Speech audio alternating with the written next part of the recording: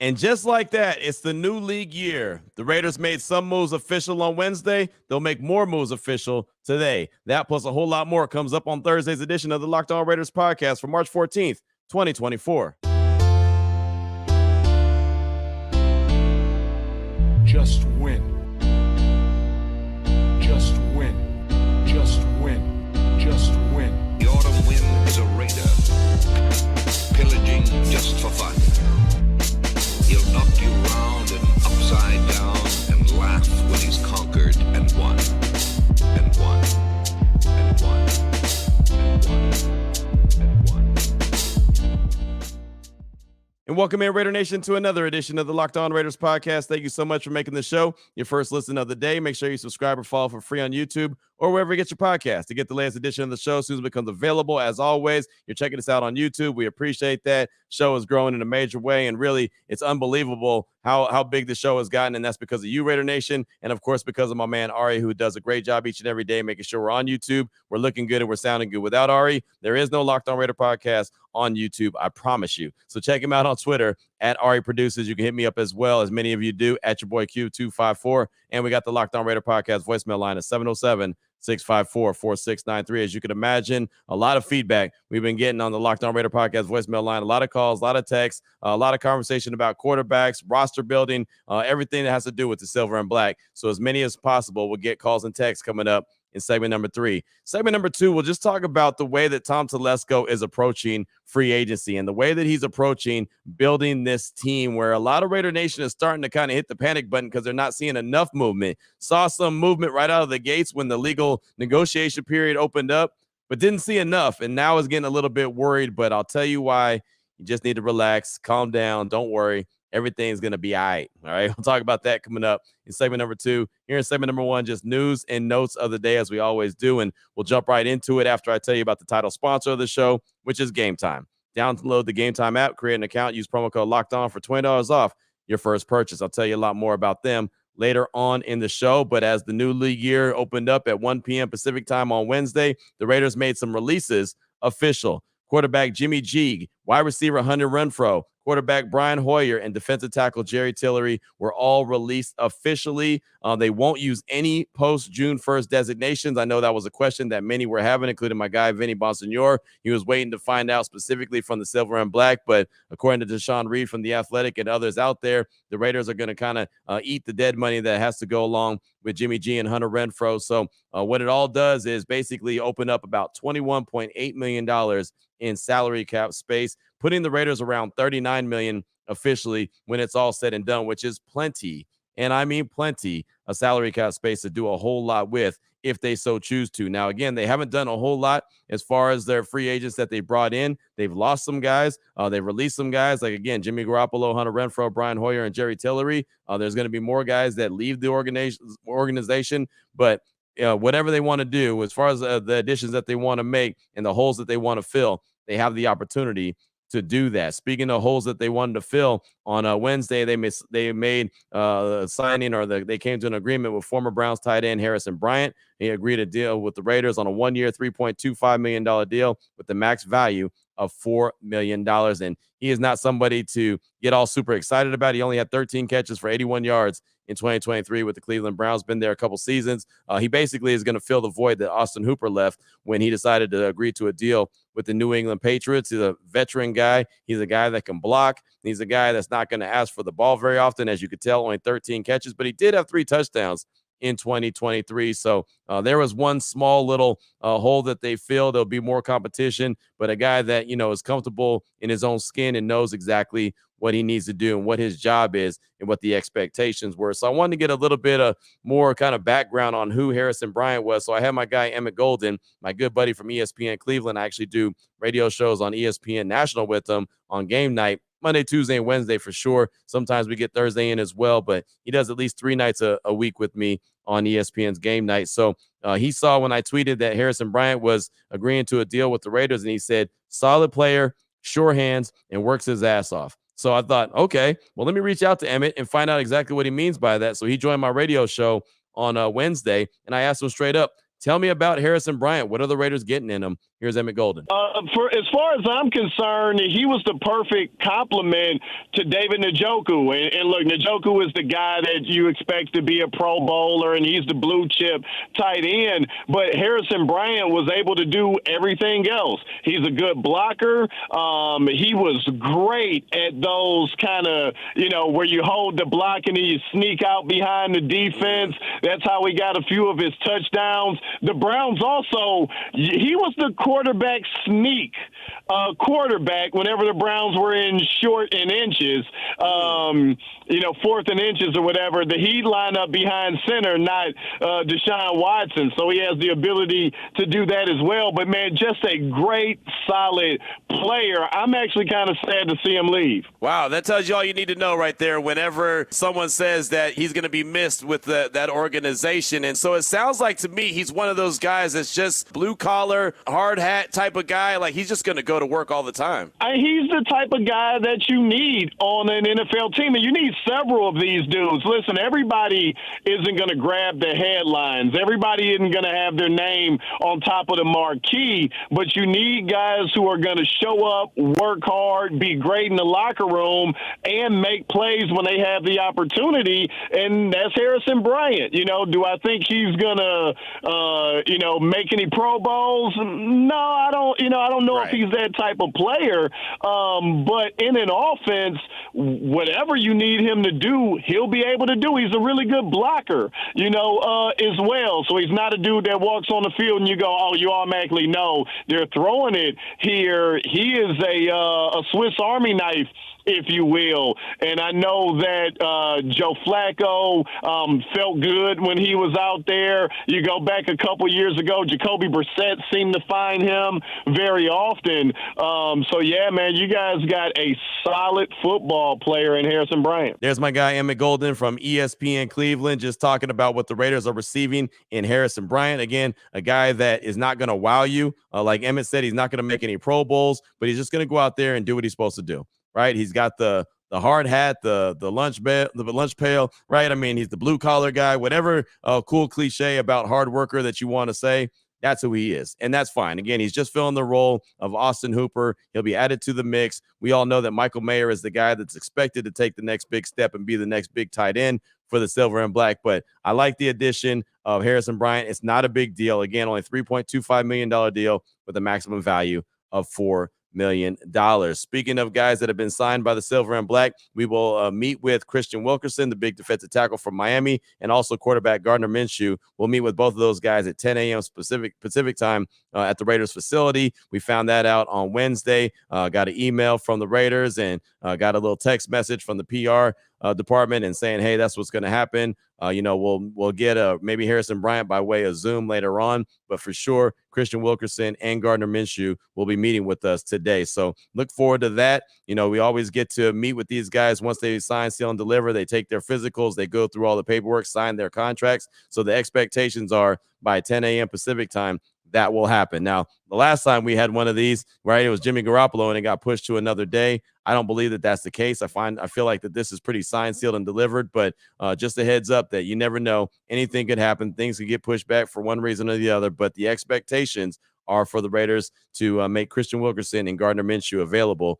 at 10 a.m. Pacific time. So depending on what time you're listening to this, we may have already met with them. So what does that leave for the Raiders to still have to fill the void? They got the defensive tackle. They got a veteran quarterback. They just got a veteran tight end as well. So I'm looking at right guard, right tackle, cornerback, defensive tackle, and of course, quarterback. That's really what I'm looking at. And there's plenty of different ways that the Raiders could fill those voids. They have some defensive tackles of their own that are free agents like John Jenkins, Adam Butler. Don't forget they've got guys like Byron Young, who was a third-round pick, Nesta Jade Silvera, who was a seventh-round pick, and I'm not saying it's all on them, but to be a part of a rotation, I don't think that there would be a problem with that, especially when you got the big man, Christian Wilkerson, in the middle. Of course, there's guys that they can get from the outside, like, maybe Eric Armstead, who's available as a defensive tackle. Maybe that's a guy that the Raiders want to look at. Again, they have plenty of salary cap space, so they can really do what they want to do. Cornerback position, remember they got Jacorian Bennett, 4th-round pick out of Maryland. Brandon Faison is still on the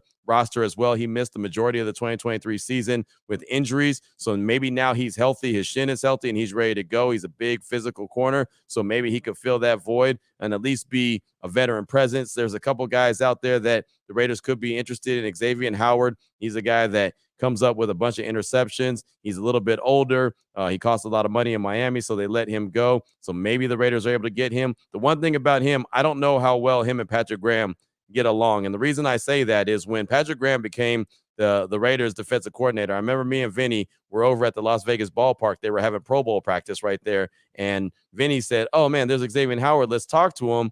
Right. He played under Patrick Graham there in Miami. So Vinny asked him something about Patrick Graham, and Xavier Howard just kind of gave Vinny just a crazy look and was like, I don't want to talk about him, and turned around and walked away. So I don't know if there's some bad blood. I don't know if X just didn't want to talk at that point, didn't want to worry about talking shop. He just wanted to go out there and have a good time at the Pro Bowl. I don't really know what the deal is, but that's probably the best corner that's out there on the market that the Raiders could bring in if they wanted to. Again, a guy that is a ball hawk. He'll get after the ball. And I can see him being a starter across from Jack Jones if the Raiders so choose to, or they could always go into the draft. And they really can go into the draft with any of these positions: right guard, right tackle, cornerback, defensive tackle, and of course, quarterback, which is the most important position. They've got to get that squared away. So that's what I got for you for segment number 1 of today's Locked On Raiders podcast, news and notes of the day. Coming up in segment number 2, why the approach that Tom Telesco and company is taking right now for the Raiders is okay. And nobody needs to panic by the lack of free agents that have been signed so far by the Silver and Black. That's coming up in segment number 2 of today's Locked On Raiders podcast. Before we get to that, though, I do want to tell you about the title sponsor of the show, which is Game Time. You shouldn't have to worry when you buy tickets to your next big event. Game Time is fast. They're easy. It's the best way to buy tickets for all the sports, music, comedy, theater events, anything near you. They've got you. Great last-minute deals, all-in prices, views from your seat, and their best price guarantee. Game Time takes the guesswork out of buying tickets. Well, how do they do that? They have the view from your seat before you buy. You can actually see that, so you know exactly what to expect when you arrive. Plus, they've got the all-in prices, so it shows your total up front. You know you're getting a great deal before you go to check out. Buy tickets in seconds with 2 taps. Bada boom, bada bing. Game Time has deals on tickets right up to the start of the event, even an hour after it starts. It's the place to find last-minute seats. Right now, take the guesswork out of buying tickets with Game Time. Download the Game Time app, create an account, use promo code LOCKEDON for $20 off your first purchase. Terms apply. Again, create an account, use the promo code LOCKEDON, that's LOCKEDON, for $20 off. Download Game Time today. Last-minute tickets, lowest price, guaranteed.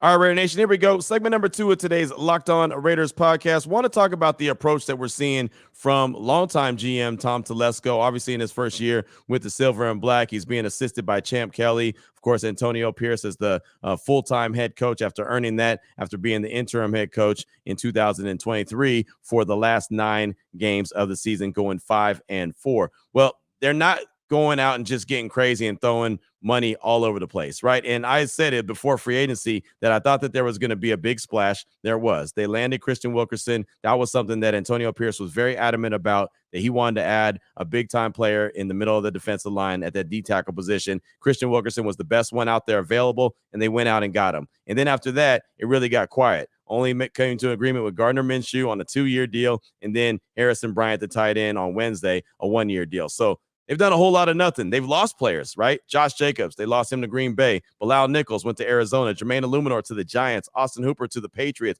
Amik Robertson to the Lions. Again, Wilkins, Minshew, and Bryant are the only additions. And I'm okay with that, right? I always say that you shouldn't just try to build your team through free agency. And I'll admit, off top, I thought that they would be a little bit more active because of what Tom Telesco said about free agency, but I thought that they were going to be more active along the offensive line. I had rolled out a few names that I had been looking at, particularly Robert Hunt, the guard from Miami. That didn't happen. He went to the Panthers. I feel like after they missed out on some of the big-time offensive linemen, whether they went after them or not, or if they just went and signed with other teams, regardless, I don't know how much they pursued some of the offensive linemen that already signed deals with other teams. But now on Wednesday, you're starting to see teams trade for guys. Like you saw the Jets trade for Morgan Moses, who, funny, believe it or not, was with the Jets at one point, became a free agent, signed with the Ravens, and the Ravens traded him back. Like the guard market is something that the Raiders did not want to get into a bidding war.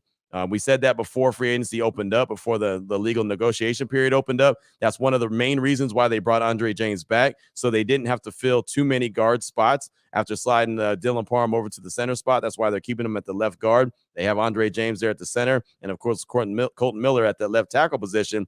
They got to fill that right guard void. They just don't have it. Even if you go to ESPN.com right now and look at the depth chart, they don't even have a right guard listed, right? Because the Raiders just don't have one. They've got some guys in-house that could potentially be right tackles, like Thayer Munford and, Dalton Wagner, a guy who went on IR last year. But again, I know that Thayer Munford's more comfortable at the left tackle position. Is he going to be able to suck it up and be that right tackle? I'm not sure. Are they going to have to dip into the draft? Well, I mean, everything's not going to be able to come from the draft, especially if the Raiders trade up and go get their quarterback. So they're going to have to, work a little bit of magic and get some guys, maybe some lower level guys, not guys that are, permanent solutions for multiple years, like I would prefer them to do, something that I'm very adamant that I want them to do and they need to do sooner rather than later. They might not be able to do that all in the same offseason just because there's so many different, smaller spots that they've got to fill. And, there's more, desires, especially since they're trying to go get that quarterback. Now, if they're not able to go get the quarterback, then all bets are off. Right, then they can go and get the best offensive lineman. They can go get the best defensive tackle. They can go find the best cornerback. I mean, there's a lot of different things they can do if they're not trading out of that number 13 spot and trading up to go get a quarterback. But again, my assumption is that that's what they're going to do. And again, it's just an assumption. I don't know that. Nobody has told me that. That's just how I feel by the way everything's shaping up with Aiden O'Connell in the quarterback room, with Gardner Minshew in the quarterback room, and then there's other. So there's definitely going to be another addition sooner rather than later. But it's good to not just get crazy and just throw a lot of money at a bunch of guys. Free agency, we know it is fool's gold, right? There's a reason why most of these guys are free agents to begin with. And, that you don't always want to get somebody else's, leftovers, right? Another guy that a team finds that they don't really want, like Christian Wilkins, excuse me. I always want to call him Christian Wilkerson. Christian Wilkins, from Miami. It was like, well, why do they want to get rid of him? They just didn't value him like another team is going to, like the Raiders value him or other teams around the league are going to value him. But there's some guys that are kind of older in the tooth. They're 30 plus, and, they're not playing at the level. Like I heard someone suggest, well, they need to go out. The Raiders need to go out and get Stephon Gilmore. And I'm like, he's older in the tooth. I mean, like, yeah, he's good. Don't get me wrong. He played all 17 games for the Cowboys, but he's slowed down quite a bit. Kendall Fuller slowed down quite a bit, right? Calais Campbell, I saw that suggestion. I know he still is a good player. I know he had like 6.5 sacks with Baltimore last year. I get it at the defensive tackle position, but he's like 38, right? So, I mean, I like the approach that they're taking when it comes to spending money. They're spending money on guys that aren't at that 30 mark. They're still kind of in that sweet range when it comes to their age. And in the Wilkins case, yeah, the money is big, but they're not just going out there and trying to build a whole team through free agency, because more times than not, that doesn't work. And it's most important to not worry about winning March. It's always important about winning in September. More times than not, if you win in March, you're not winning in the regular season. And that's what really matters. So I do expect them to still sign some guys, but I do expect them to start really turning their attention to the draft and what they can do, how they're going to do it, what they plan on doing for the quarterback position. And if it's not the quarterback position, how do they feel, trying to add different talents to these different spots that we've talked about. Again, the right guard, the right tackle, cornerback, defensive tackle depth, and of course, quarterback sooner rather than later. What are they going to do? I know that the Raiders have been out on the road. Pro days have been going on. The Raiders had their offensive coordinator, Luke Getsy. He was in South Carolina at Spencer Rattler's his pro day. That was on Tuesday? Yeah, that was on Tuesday. They had Champ Kelly. He was at the Oregon pro day on Tuesday. And then Antonio Pierce was at Georgia's pro day on Wednesday. And so Georgia has offensive linemen. They have cornerbacks. All right, they have plenty of skill players. They have tight ends, Brock Bowers. I mean, they've got plenty of players that are going to be drafted come April 25th and that whole draft weekend. Oregon, obviously, Bo Nix. They've got running backs that are really good as well. They've got players there.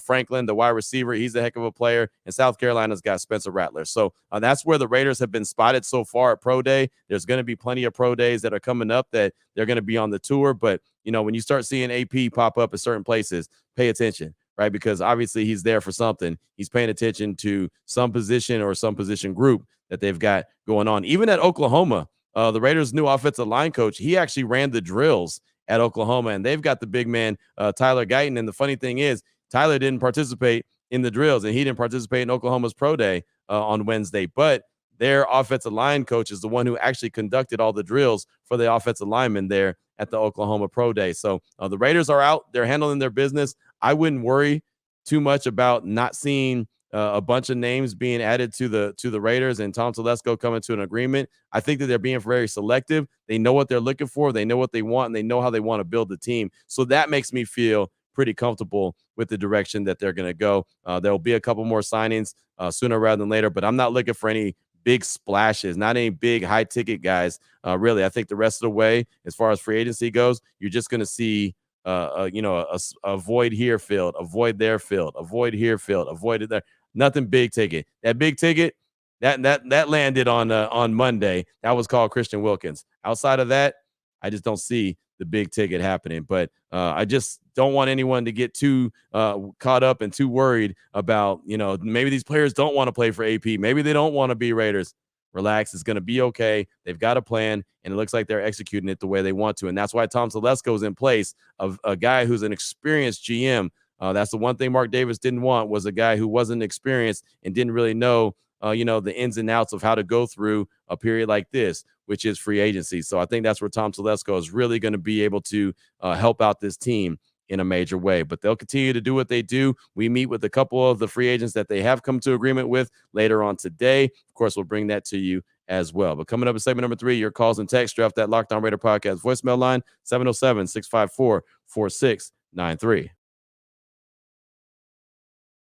Before we get to that, though, I wanted to tell you about Robinhood. Did you know that even if you have a 401k for retirement, you can still have an IRA?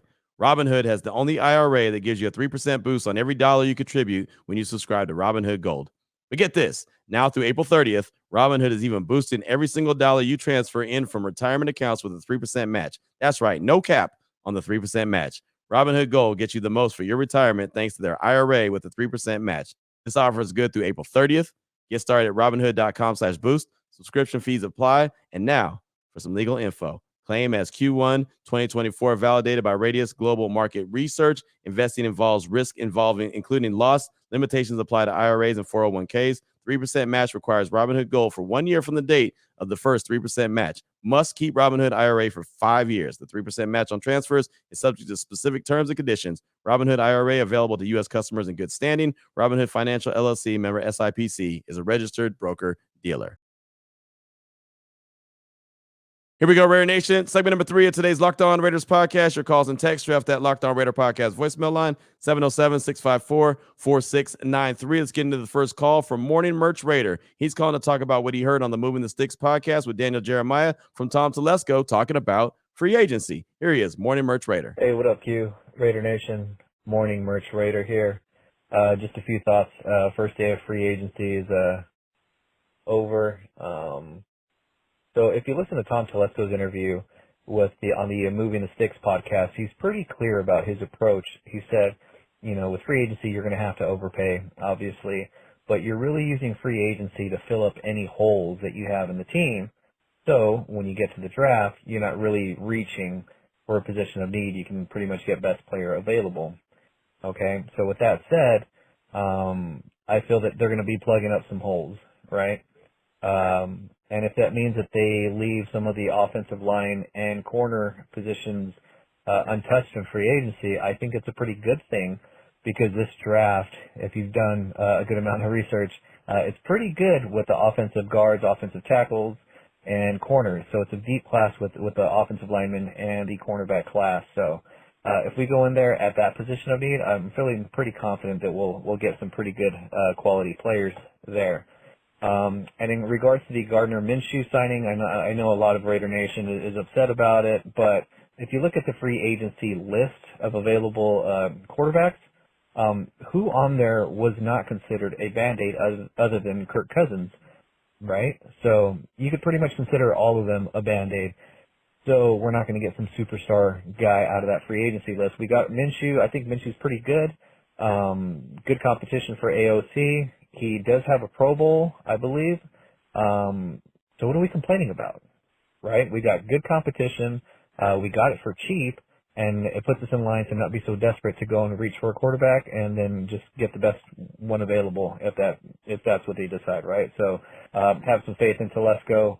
The guy's actually he knows what he's doing, so let's just go for the ride. Raiders.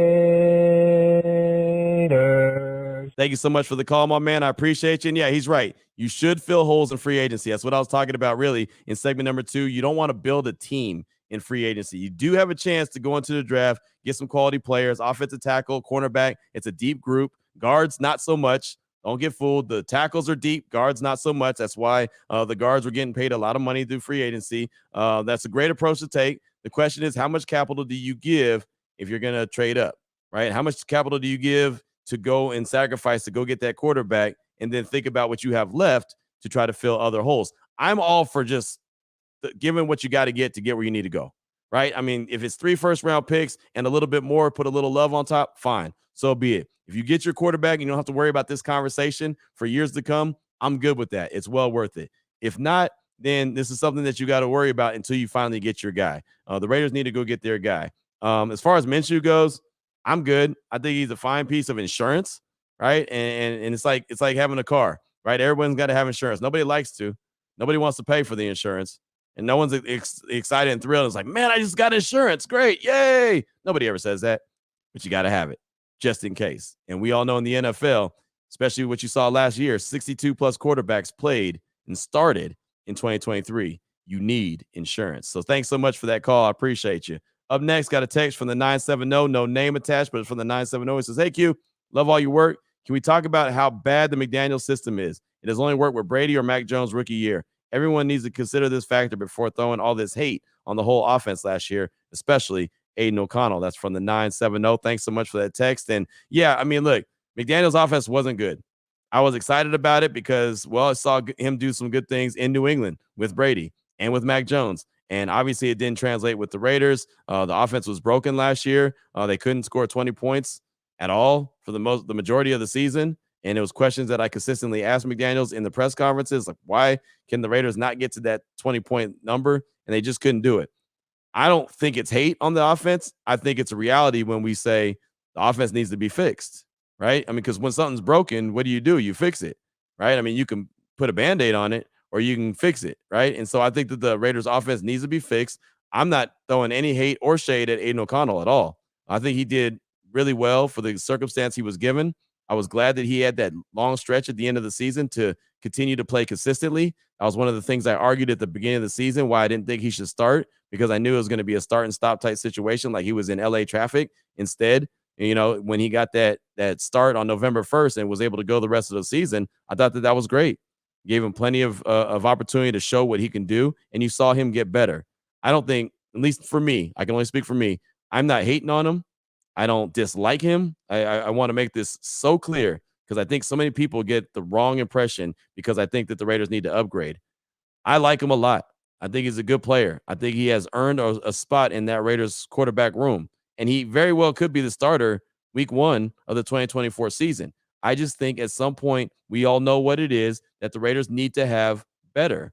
They need to have a guy that's more dynamic, a guy that is, more of a threat, a guy that can consistently beat you with his arm and his legs at times too. That's just the bottom line. Aiden O'Connell could do some good things. I think his ceiling is probably a little bit lower than a lot of people want, right? But doesn't mean that he can't start, and especially doesn't mean that he can't win. So there's no hate, zero. I mean, I can't say it in any other language. Zero hate on Aiden O'Connell. There is zero dislike. It's so funny, and I'm not saying you, but I think so many people, because I say that the Raiders need to upgrade the position, I'm automatically think I don't like somebody. 2 things could be true.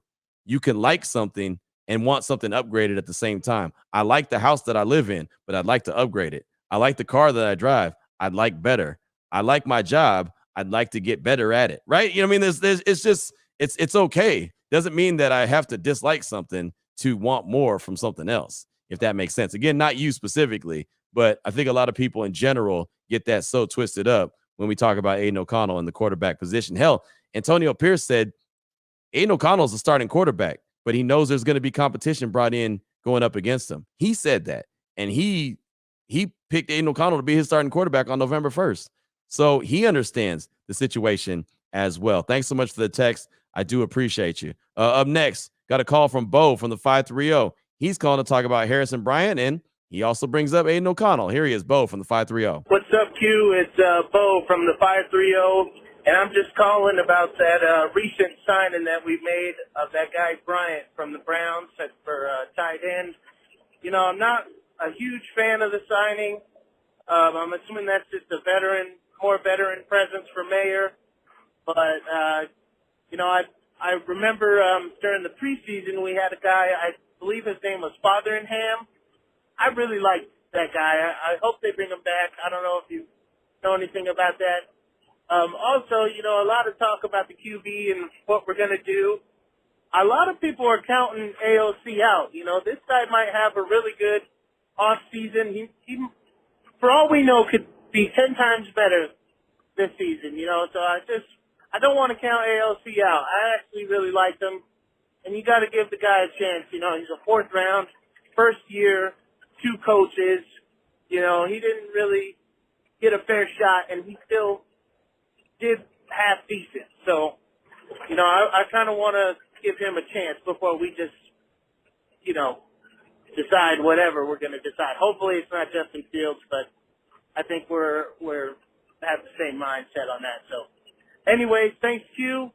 Love the show, and go Raiders. Thank you for the call. I appreciate you. And I think Bryant's going to be a good addition. He'll help with the veteran presence that's needed at the tight end position. You know, he'll be fine. He's not going to ask for a whole lot, and he's a good blocker, right? And we all know that the run game is going to be super important and critical for the Raiders to be successful in 2024. As far as Fotheringham goes, yeah, he's on the roster. He caught a pass in the Christmas Day game against Kansas City, played in Week 17, so he's there. He'll be competition at that spot as well. As far as O'Connell goes, again, kind of what I just got on my soapbox and talked about. I'm not counting him out.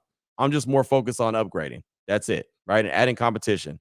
I prefer another style, a guy that's a little bit more dynamic, a guy that uses his legs more than Aiden O'Connell is willing and able to do. But that's about it, right? But he's definitely in the conversation, and he's even in the conversation as a starter. Antonio Pierce's words, not mine, right? I mean, that's the thing about it. So, yeah, nobody's counting him out. At least I'm not counting him out. And at the end of the day, that's what matters. As long as you get the message from me, what I'm trying to say. So, thanks so much, Bo, for the call. I appreciate you. Got a text from King V from Utah. It says, "Hey Q, King V from Utah. I don't know where all this talk about Minshew is coming from. All the listeners need to look up Aiden and Minshew's stats from last year. They are neck and neck identical. He is not better or worse. And the only thing that Minshew, I believe, is to be a bridge quarterback is to help and develop the future quarterback. We as Raider Nation want Daniels, but what do you think another similar style player, less productive in the draft, is Jason Bean? Now, I don't know. He don't flash high-end quarterback, but look at his style of play. The kid got talent. What do you think? That's King V from Utah. And I'm not going to lie to you. I haven't done the research on Jason Bean. I don't want to be that guy to try to gas you up and be like, well, he's not too bad. He's not really the guy I prefer. Like, there's people that'll do that. I'm not going to do it. I haven't done any research. I will do some research. I haven't done any research on him at all. I think if you don't get Jaden Daniels, I think an option for me, Michael Penix is an option for me. I think that J.J. McCarthy, if they do believe that he is that guy, could be an option. I think Bo Nix could be an option. I definitely believe I think Spencer Rattler could be an option in later rounds. I really do. Right. I mean, there's guys that I do think could be options if the Raiders aren't able to land Jaden Daniels. I just haven't done the research on Jason Bean. So again, for that reason, I'm not going to try to gas you up. But everything that you said about Minshew, I believe is correct. He's a bridge guy. He's a guy that doesn't mind coaching up a rookie, right? Just like he did with Anthony Richardson in Indianapolis. He'll be fine. Look what Indianapolis just did with their quarterback position. They went and signed Joe Flacco, right? Joe Flacco was on his couch until Cleveland called him last year and needed a quarterback bad. Again, talking about insurance, he came in and won some games, helped him get to the playoffs. So the Raiders go and sign Gardner Minshew, and the Colts go sign Joe Flacco and get him almost $8 million to be the backup. So, there's that. I'm sure that they probably prefer Gardner Minshew, but since the Raiders were able to sign him, again, insurance, nothing more, nothing less. A guy that doesn't mind coaching up a rookie, knowing that the rookie is going to eventually take his spot, and he can help Aiden O'Connell as well. He's obviously got more action, more time in the league than O'Connell. So he can point out things that he sees from Aiden, even though he'll be in camp competing with Aiden. So I agree with you on that. I'll do my research on Jason Bean and report back. Thank you so much for the text. I do appreciate you. Up next, got a call from Brandon in San Jose. That's the 408. He's calling, talk about a blueprint that he would like to follow to get the Raiders where they need to be. Here he is, Brandon in San Jose. Hey, what's going on, Q? Man, this is Brandon Riddlespringer from San Jose, California, bro. Look, I know everybody's talking about use the draft picks, go up and get a quarterback. I do not agree. I believe that we should use the 49ers blueprint and build the team around the quarterback so that therefore the quarterback just has to do his job. He doesn't have to do too much extra. Have a solid team on defense, physical, solid team on offense, physical, extremely talented, weapons everywhere, beat people up, punch them in the mouth. All right, Q, I'm gone. Salute to you, brother. Go Raiders. Brandon, thanks for the call. I appreciate you. And yeah, I mean, the 49ers blueprint that's rolled out, and you saw it up close and personal, and you're there in San Jose. Of course, they play in Santa Clara. You know what it looks like. It very well could be the blueprint that the Raiders follow, right? Antonio Pierce is a defensive-minded head coach. So you know he wants to have that defensive line solid. He wants that linebacker solid. He wants that defense to be solid. He wants to live with the run game. And, you know, but he does want a quarterback, right? He's talked about that. He wants competition. So that's the only reason why I don't think it's going to be the exact blueprint of the 49ers, because he's talked about the quarterback position. He's talked about the competition for Aiden O'Connell. So that's the reason why I don't think it's going to be just like that. And plus, he said he doesn't want a Band-Aid. Gardner Minshew is clearly a Band-Aid, 2-year guy, $15 million guaranteed. That's definitely a Band-Aid in the National Football League. Thanks so much for that call, my man. I do appreciate you. And we'll get one more text in from Mortis in the 757. Said, been listening for a few years now. First time writing in. I'm at work, but actually had a few minutes to spare for change. All I could think of while C. Perk was describing Wilkins as a high motor, every down guy, is that relentless and chirps more than most, etc., was that he was describing Max to a T. Finally, Max might have a stick man that can help keep up with him for 4 quarters. CW talking about Christian Wilkins' attitude already screams Raider. The towel snatching is game within the game, comedy gold, and I can see the two of them becoming inseparable. I understand when you said Christian Wilkins will help everyone be better on the line, but I agree he'll put even more wind under Max's wings because Max has been waiting for that guy in the middle. Imagine what Max thought when he saw the clip of CW losing his helmet and getting him back in getting back in the play and running down the play from behind. Cannot wait. And saying thanks for all that you do. And grats may seem obligatory these days, but no, it's because we all mean it. You're living the dream, Q. You're sharing it. We're grateful. Raider Nation for life. That's Mortis in 757. Kind of messed up your text at the end there, my man. Sorry about that, but I got what your message is. I appreciate you. And yeah, I think those two are going to be great together. Christian Wilkins and Max Crosby. I mean, those two dudes are very similar. And it's funny, Robert Spillane is very similar as well. So now all of a sudden you got two dudes that are very similar as far as the motor, doesn't stop, gets after it, loves ball on the defensive line, and you got a guy in the linebacker role as well. He's got a chip on his shoulder, plays a ton of snaps, played more snaps than Max Crosby did in 2023, and his motor doesn't stop. He's that guy. Yeah, I mean, the Raiders are starting to get some dudes. And then you got a dude like Jack Jones that got a little something in his neck out at the cornerback position. Like, you start to see what kind of image the Raiders defense is going to have. And it's kind of got a nasty image to it, right? A nasty, chip on the shoulder, blue collar, count it out. One of those that's going to get after you relentlessly, but they're going to do it smart. Like he said, ill intent, right? But they're going to be smart about it as far as not getting penalties. That's the key right there. Get after it. Be nasty about it. Have that something in your neck. Have that ill intent, but be smart and don't pick up stupid penalties. That's what the Raiders are going to do. So, Mortis, thanks so much for that text. I appreciate you. And that's all I got time for on today's show. Raider Hayes in Kansas, got a call from him. We'll get that on tomorrow's show as we close out the week really strong. We got more text to get to. We'll bring you whatever we get from Christian Wilkins and Gardner Minshew today as we're at the facility at 10 a.m. to talk to those guys, and whatever else will come down the pipeline. Maybe the Raiders will put pen to paper with a couple other free agents. Again, guys, I don't expect to have real big names and big salaries, going pen to paper, but I do expect the Raiders to still continue to be active. But we'll do all that as we close out the week really strong tomorrow. So until then, Raider Nation, take care of yourself, take care of your family, love on your family. Most importantly, as always, just win, baby.